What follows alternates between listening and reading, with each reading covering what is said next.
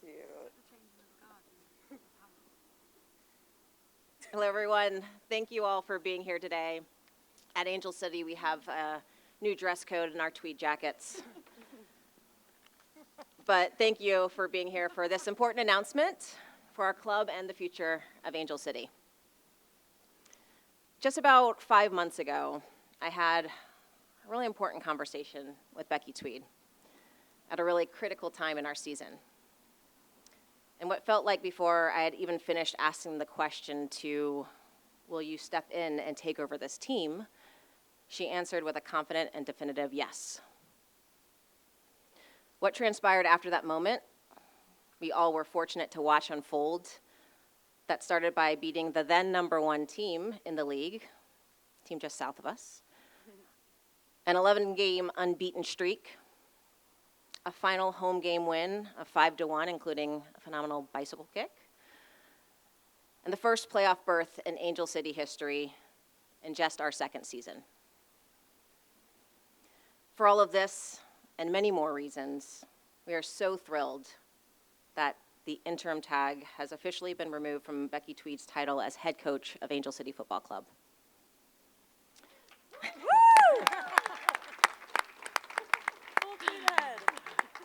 And that she now has the opportunity to continue to lead this team with the same competitive drive, passion, energy, and success that she had since she took over the role on June 14th.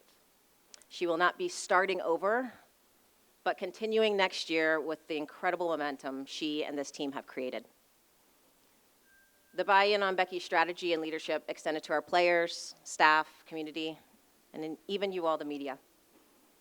From that win in San Diego leading us to our first ever playoff match, Becki defined what it means to step in and elevate. She turned training sessions into a competition every day to start creating a solid identity. Ensured that every player understood they have an important role to play, and no matter what one they were asked to do. It was her ability to motivate, challenge, and succeed that made her the choice for this job. And more than that, I was able to watch Becki daily. The way she interacted with players, staff, had those hard conversations and honest ones that were necessary at times. And those were the things that you really hope to see out of your head coach that you can't evaluate on a game day. I've also really enjoyed working with Becki these last few months. And I think we've already established a really great working relationship together, and I learned something new about her daily.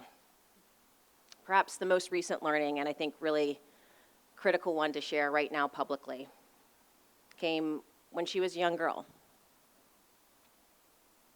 And she made a call to Child Services to demand that her middle name be changed to Sparkles. So for here on out, please refer to our head coach of Angel City as Rebecca Sparkles Tweed, her preferred namesake. Becki, congratulations. Seeing your growth, leadership, and incredible joy that you bring to this team and women's soccer has been a privilege to watch. I look forward to seeing all that you do. I'd also like to thank Angel City co-founder and President Julie Ehrman and team captain Allie Riley for sharing the stage with me today to celebrate this moment. I now want to call up to the podium ACFC co-founder and President Julie Ehrman, who put full faith behind my decision and supported a thorough 5-month-long search process, and thank her for her continuous support of not only me, but the entire footballing staff and players. Now, if you've seen Julie on a game day, you know that she loves to win, but she also cares deeply about this soccer organization and the sporting side of this club, and has wanted nothing but the best for the players from day one. She has led Angel City to be the game changer that it has become and continues to be, and I'm so thrilled to call her my colleague and friend. Julie.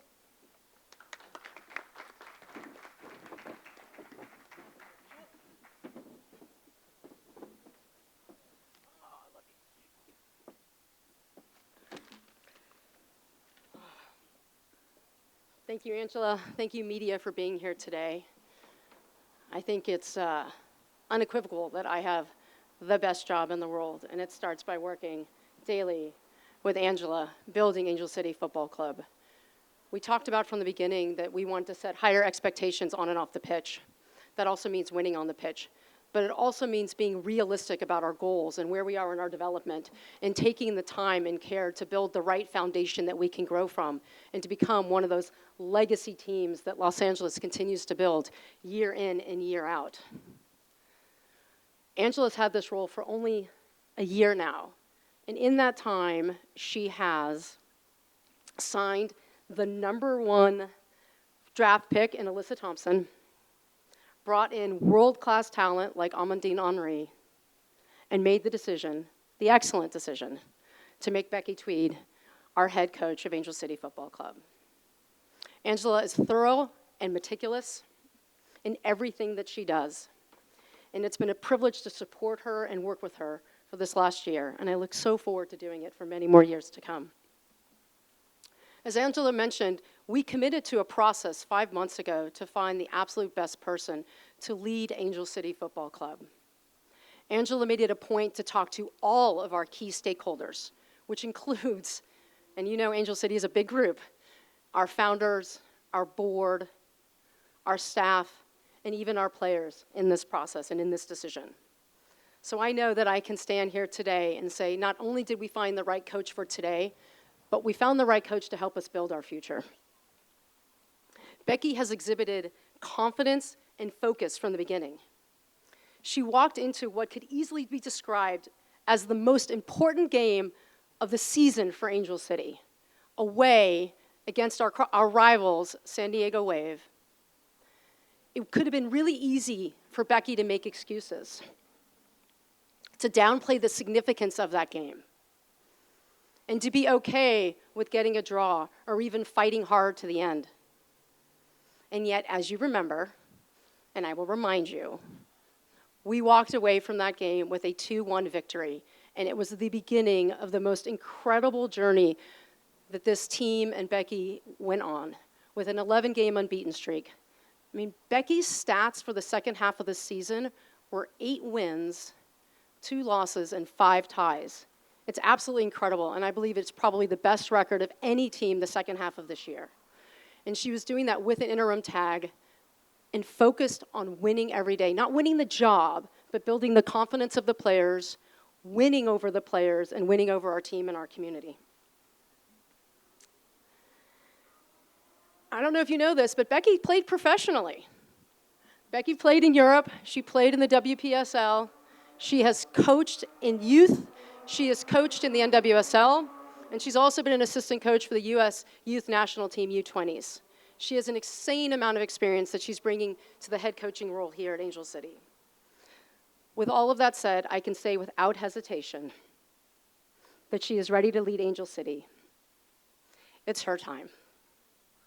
I'm so privileged to have this role of co-founder and president of Angel City, and it's days like this that make it so incredibly special, when I know we are making the absolute best decision for today and for the future. And our leadership and this team is in great hands with Angela, and most importantly, our newest head coach, Becki Tweed.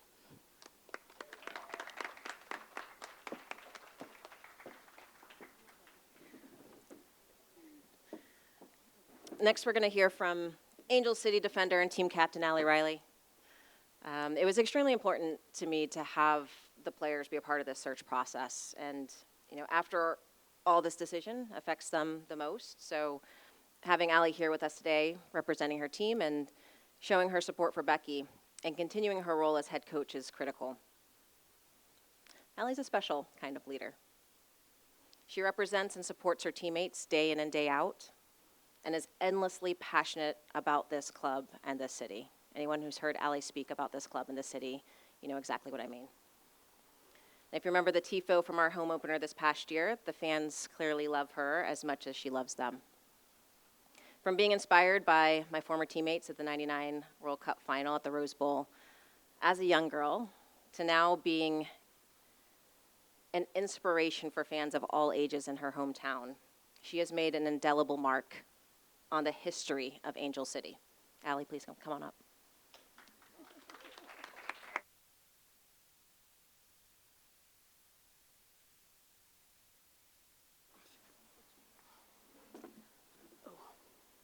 Okay, well, speaking after those two is, and before the main event is not easy, but I did get a reserved parking space, so that slightly makes up for it. We were also told we only had 3 minutes, but they clearly blew that out of the water, so I feel less pressure now. I'm just really happy to be here and to first recognize what Becki has already achieved with Angel City, and we're so grateful for her. And of course, to celebrate now officially being able to remove the word interim from her title. And as much as I'd love to give an entire TED talk on what makes a good coach, that would cost you guys extra. I can share a few things about Becki that are really meaningful to me and the team, and why we are so excited that she is going to be our new old head coach. You know, they both have already talked about, and you all saw the performances and the results that took us as a club to our first ever playoffs. And the stats from the second half of the season that Julie and Angela touched on as well, I think they really speak for themselves in terms of Becki's abilities when it comes to the soccer. But the nights under the lights, when we're at BMO, what you all see as media, that is barely 10% of what we live and experience as Angel City players.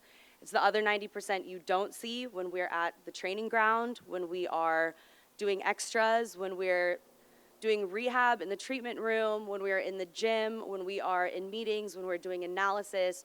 Those are the many, many hours that showed me who Becki is as a person and as a coach. Becki sees the person before the player. And in a line of work where we are very publicly critiqued and judged and evaluated by what we do, and that's fair, this is the life we chose, it just makes it even more important to have a leader who sees you for who you are and your needs as a human being before anything else. Becki is super passionate about the development of every single player on the roster, whether it is an 18-year-old rookie phenom or a washed-up 36-year-old fullback. Good, that was a test, you laughed. She gives us the confidence and the resources to improve, to grow, to evolve, not only as players, but as teammates, as leaders, and as people. And I can tell you, as a player, there are times when you feel like nothing is going your way, that nothing is working out. And if you are able to develop and grow, that's something that is yours. That's something that you can always hold on to. And you also know that by working on yourself, that you are contributing to the team's success, whether you step foot on the field in a game or not. And speaking of success, the players at Angel City, we are all very different, but I think we share one thing in common, and that is we want to create a dynasty on the field, and we want to leave a legacy off the field. And I'm so confident that these three, and especially Becki as a coach, share that vision. So, it's November, and it's been a long and emotional year, but I can say that I am so excited for preseason, and that is a testament to how I view Becki as our new old head coach. So, congratulations.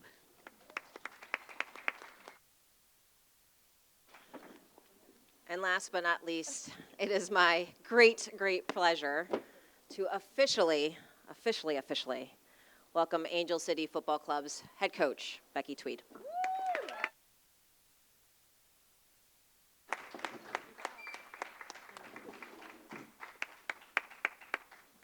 Okay. Wow. I think I have 1 minute now because I think you guys collectively may have added up. And my goal was to be the funny one, but I think Ali just stole that from me. But yeah, I think I have a ton of thank yous. First of all, I'm so proud to represent this club and the city of LA and the community and everything that this club stands for. I think when you, again, stand at BMO under the lights with fans, and you just have to take a second to look at where women's sports and the game has come from and where it's going, and just feel how much passion and how much pride you have to represent the club. So it's been an incredible journey and something that's just started. I think we all look at this is just a platform for us to grow from and move the needle and get bigger and better from next season. A massive thank you, obviously, to Angela and Julie for putting their faith in me. I think when you walk into the training ground and the environment at Angel City, it's a place that you hopefully don't want to go home too early. I know there's traffic, but if you can leave, you wanna stay there. But just go into an environment where you enjoy being challenged every day and being tested every day, but you can walk out with a smile on your face. I think we always have a good time.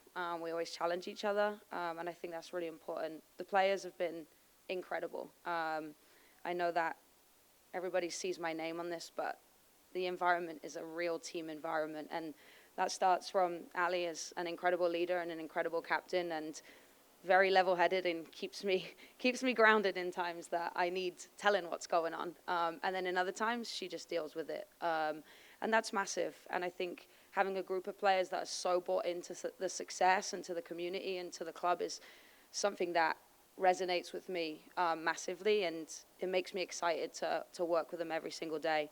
The staff that, again, you don't see here, but just the cohesiveness of the group, medical, performance, coaching staff, technical, everybody's willing to work above and beyond what you see as a public figure. And again, when people are still in the training ground and they've been there for 12 hours and you want to send them home, you know you're in a good spot. And creating that environment is really, really important to me. And leading that club, this club in that space is going to be huge. Like, we don't just want to win off the field, we want to win on the field, and we want to win in every action that we do, and that starts Monday to Friday. If we can win Monday to Friday, we're so confident going into the weekend that we can be a championship team.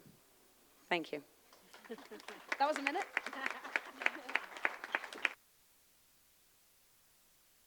I'll take questions from the media here, followed by the ones on Zoom. For Angela, at what point, whether you had made a final decision or not, at what point did you know that Becki was going to be the head coach?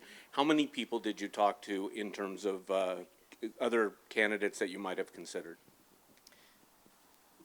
I think there was an early, very early inkling from the early success. But ultimately, and as Julie mentioned before, one of the commitments that I had was to a thorough process, so that, very much like in sports, teaching players about the process versus the results, we could have that process, run it successfully, and then the results will be telling for themselves.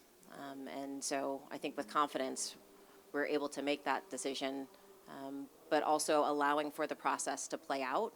As I said, the importance of having the players is something that, as a former player, I know is very important. I did not want the process to be a distraction to Becki or the players, and so they kept pointing and wanted to be sensitive to the timing of their inclusion at the very end. In terms of candidates, so it was about 52 candidates total that were on the original list.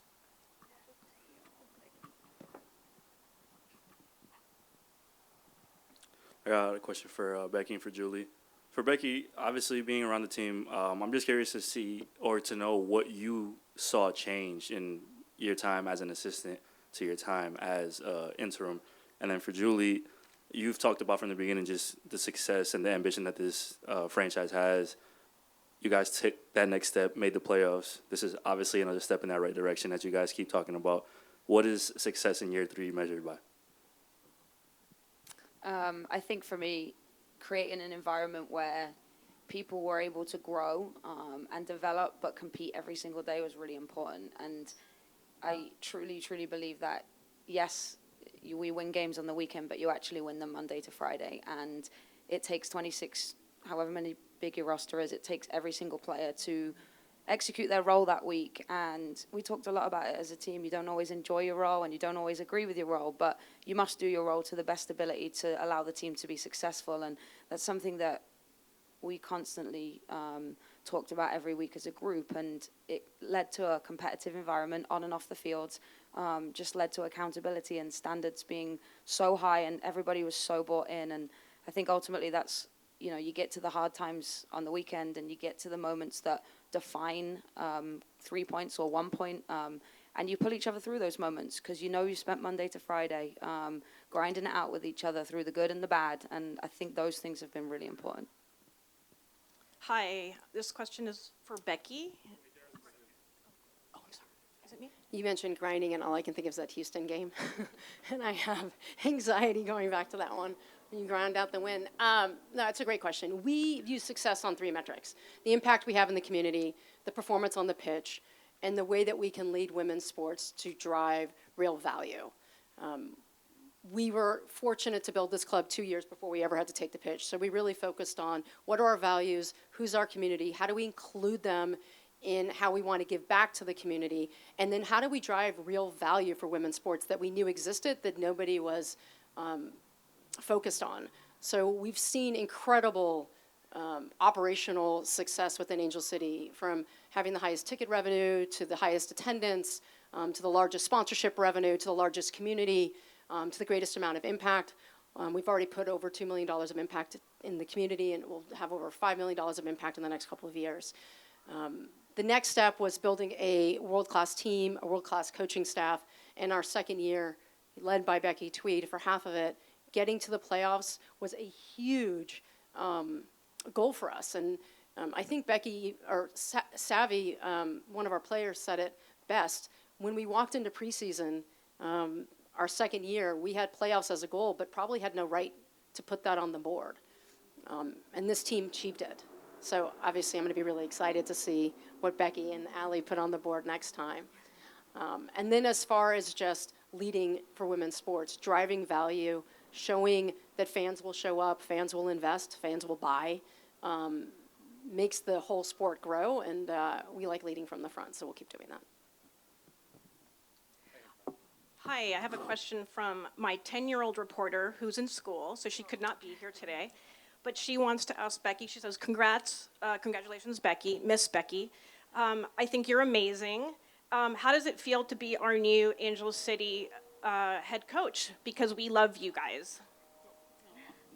See, I told you the kid reporters always know best. Yeah, I said it. I think honored, proud, excited.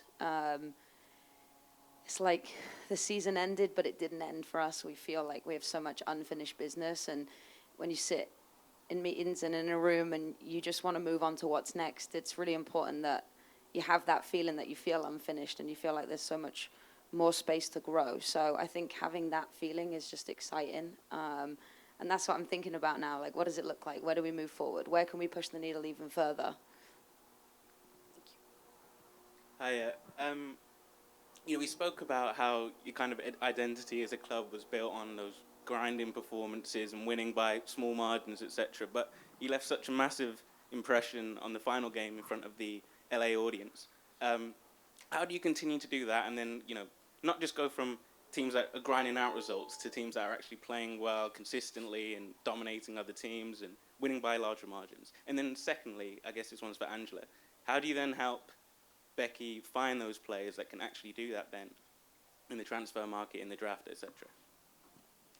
We like talking about the Portland game. I'm glad you brought that one up. No, I think that when we look back at that game, for me, when we break it down, none of those moments were a coincidence. They're all things that we've seen done, including the bicycle kick in training. And I think that performance was just waiting to come out. And it was, for me, the most complete performance we had. We're still disappointed we conceded a goal, and we already talked about that. But it's just growing from that performance. What about it was so brilliant? And again, when you look at all 5 goals and the moments that we created and how we dominated in the game, that's who we want to be. And it comes from the training ground. You create your identity on the training ground, and then you get to show everybody your identity on the weekend. And again, you have to do the simple things right first. You have to do the ugly stuff really well, and eventually you can build into something that is bigger than just 3 points on the weekend, but turns into championships. And I think, again, for us, it's about growing and moving forward, and we've shown the type of performance we can have, and now we have to make that a constant. Thank you. Now we're going to take some questions from. Oh, there's one more people. question, Lisa. Oh, sorry. Go ahead.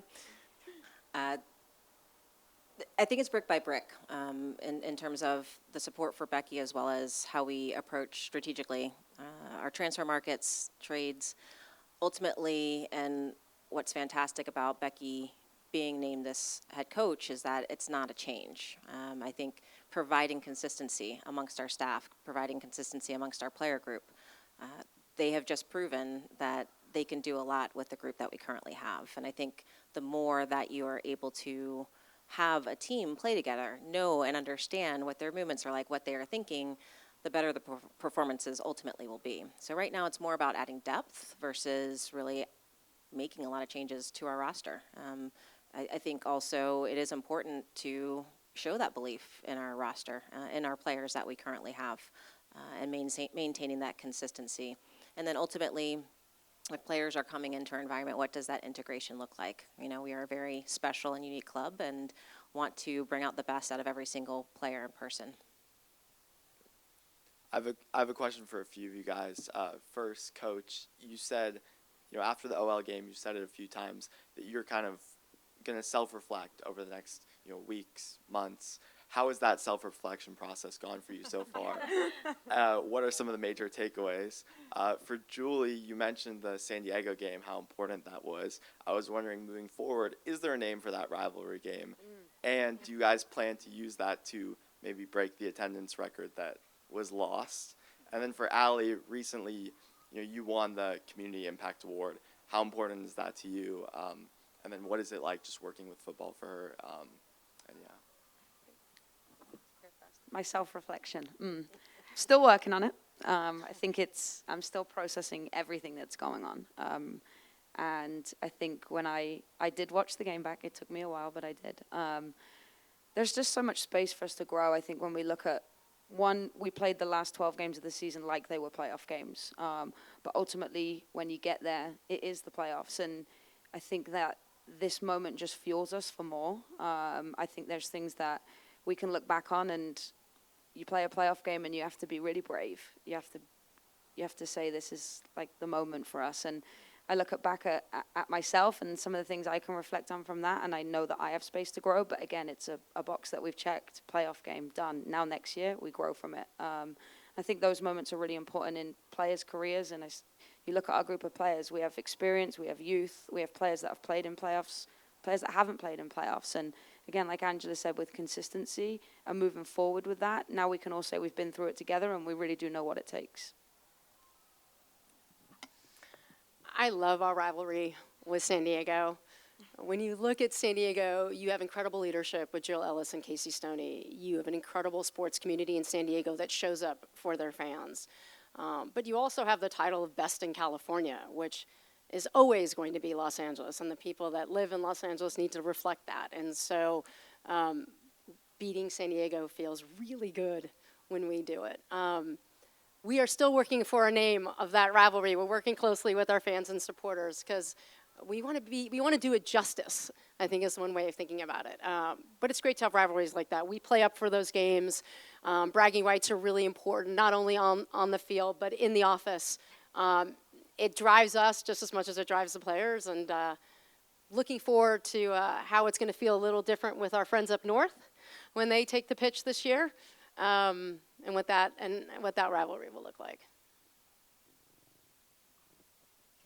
I'm so glad you brought up the Community Impact Award because I just felt so happy yesterday. I think this is something that I obviously have experienced at Angel City, but when you win for yourself, it feels good. But when you win for a community and it has a larger impact than just for yourself, it feels so much better. And that's what we do here already. But to get that news, to talk to Shauna, to talk to Chris about it, the club has worked so hard on this partnership as well. I am so happy for Football for Her, and I know that money is going to go such a long way. And also, I'm so proud of our community. I mean, there were a lot of us who were nagging. We were so annoying in all our group chats, but people showed up. I mean, this is a competition for the fan vote, at least, to see kind of what community is going to rally the hardest and the loudest. And I'm a little bit relieved I can stop being annoying, but it was totally worth it.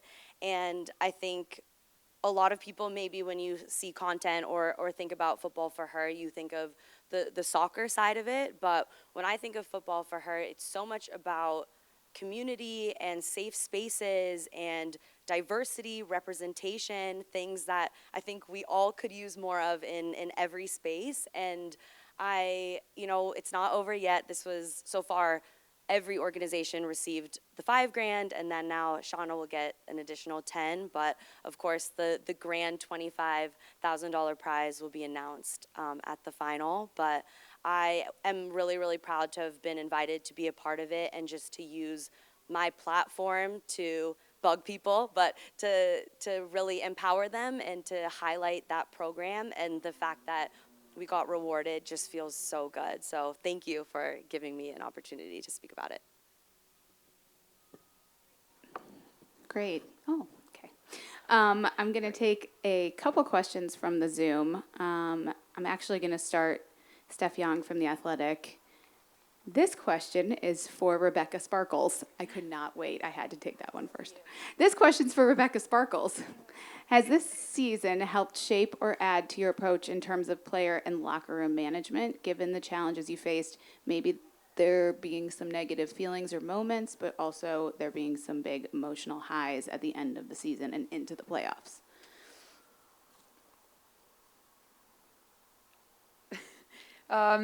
Yeah, I think when you work with 24 competitive athletes that all want to play every minute, you're always going to come across moments that define your season, and actually how you handle them as a group is going to be really important. And, I think honesty, transparency from coaching staff, but in a space that players feel safe to do the same thing, can only build your culture and add to your success on the weekend. I think we spend so much time together, so much time together on the road, at home.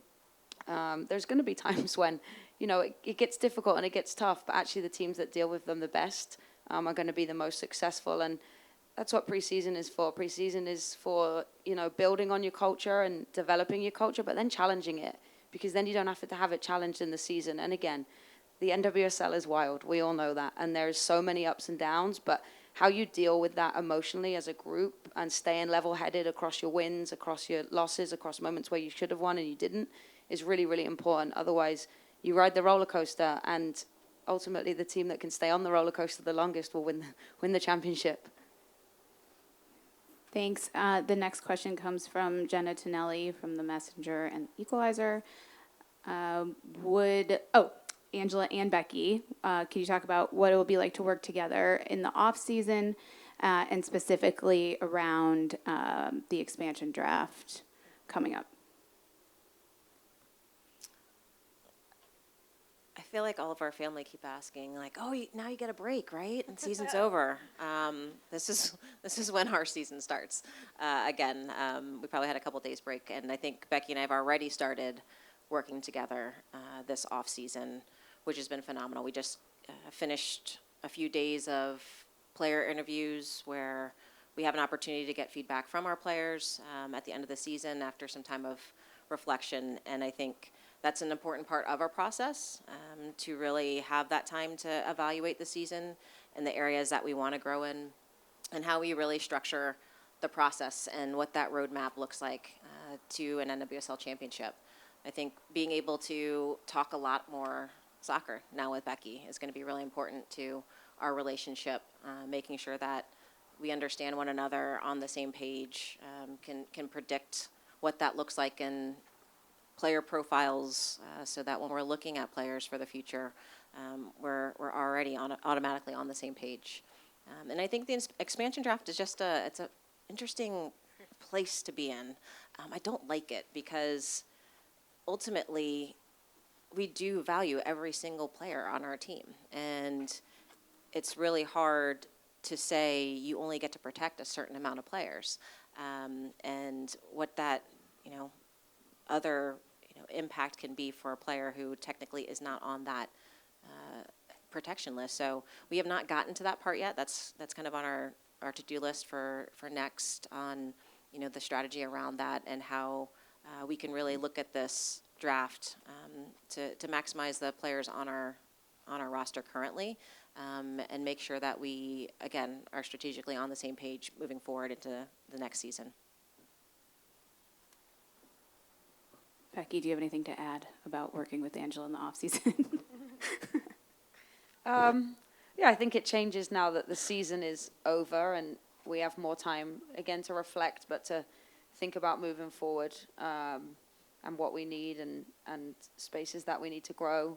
I think in and around the environment. So I think that, you know, we've been in the craziness of the season and it's been very much like, what does this week look like? How do we win the game on the weekend? And now we can take a step back from that and reflect a little bit and obviously put that into building for next season. Great. We're actually just going to take one more because it's kind of toasty out here. But if you have put other questions into the chat and you want to email them to media@angelcity.com, we can get them answered for you. The last one is from Jeff Cassou from The Equalizer. This is also for Angela.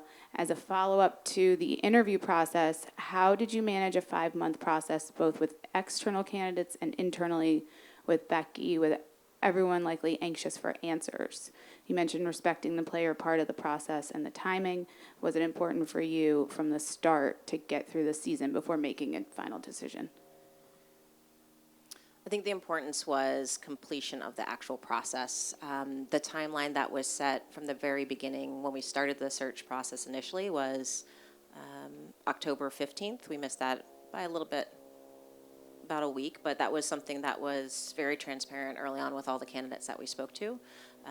It was also about having conversations internally to our staff, just so that if there were questions, the expectation was set and known about what the timing did look like.